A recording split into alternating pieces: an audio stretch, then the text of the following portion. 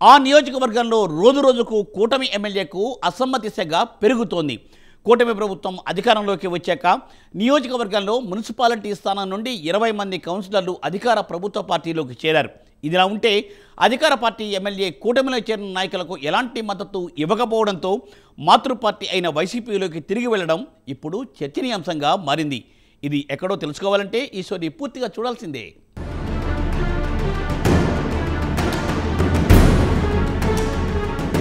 కడప జిల్లా ప్రొద్దుటూరు మండలంలో కూటమి ప్రభుత్వం అధికారంలోకి వచ్చాక వైసీపీకి భారీ షాక్ తగిలిందనే అనుకోవచ్చు. వైఎస్ఆర్సీపీ పార్టీ నుంచి అమాంతం దాదాపు 20 మంది కౌన్సిలర్లు కూటమిలోని వరద వర్గంలో చేరారు.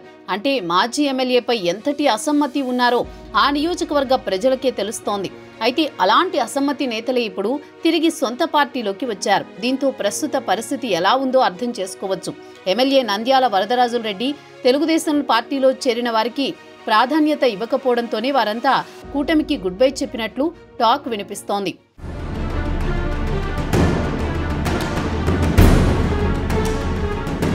కూటమి నేత నంద్యాల వరదరాజుల రెడ్డి పార్టీ అధికారంలోకి వచ్చాక చోటామోటా నాయకులకు ప్రాధాన్యం ఇవ్వడమే మర్చిపోయారని గుసగుసలు వినిపిస్తున్నాయి. అధికారంలోకి రాకముందు ప్రగల్భాలు పలికిన నాయకుడు ప్రస్తుతం పార్టీ అధికారంలోకి వచ్చాక ప్రతిపక్షం నుండి వచ్చిన వైసీపీ పార్టీ కౌన్సిలర్లతో పాటు అధికార పార్టీ ముఖ్య కార్యకర్తలు నేతలను కూడా పక్కన పెట్టినట్టు ప్రచారం జరుగుతోంది. పార్టీ కార్యకర్తలను సైతం పక్కకు రానివ్వట్లేదని ప్రొద్దుటూరు వాసులు అంటున్నారు. ఒకప్పుడు వైసీపీ ప్రభుత్వంలో 2 ఎమ్మెల్యేల పాలసీ ఇప్పుడు నడుస్తుందనే చర్చ జరుగుతోంది.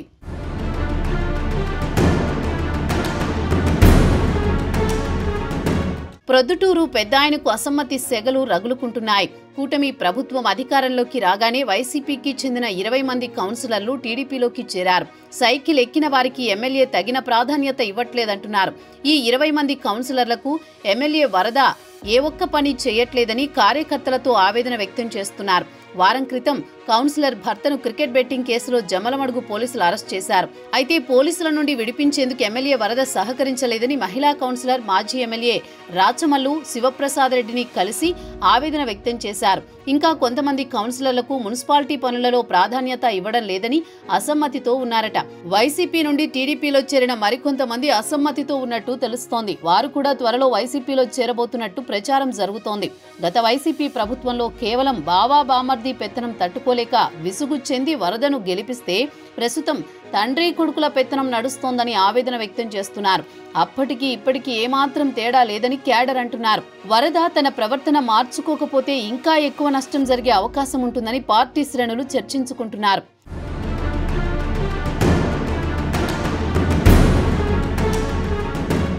తాజాగా వక్ఫ్ బోర్డు మెంబర్గా బేపారి జాకీర్ అహ్మద్ నియామకం కూడా విభేదాలకు దారితీసింది.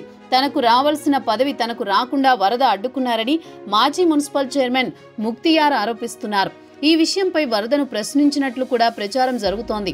మరోవైపు కొత్తపల్లె సర్పంచ్ శివచంద్రారెడ్డి ఎమ్మెల్యే వరద మధ్య గ్యాప్ ఏర్పడినట్లు తెలుస్తోంది. కొత్తపల్లె పంచాయతీలో తనకు తెలియకుండా ఎమ్మెల్యే వరద అనుచరులు పనులు చేస్తున్నారని సర్పంచ్ విమర్శిస్తున్నారు.